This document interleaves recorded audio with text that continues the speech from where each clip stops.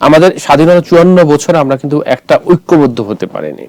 এবং আপনার কি মনে হয় এই 2024 আন্দোলনের পর এক জাতি হিসেবে আমরা সামনে এগিয়ে যাব?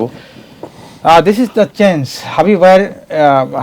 ওসমান হাদি ভাইয়ের রক্তের উপরে যদি হাত রেখে আমরা চেষ্টা করি, এক হওয়া সম্ভব।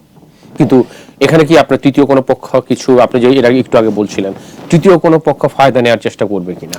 অবশ্যই, we have to be smart. আপনি সঠিকভাবে চলবেন।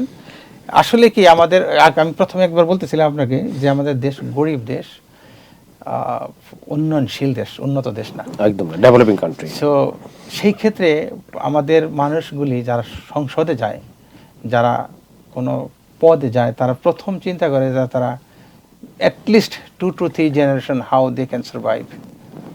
সো ইট ইজ, তখন দেখা যায় দেশ ভঙ্গুর হয়ে যায়।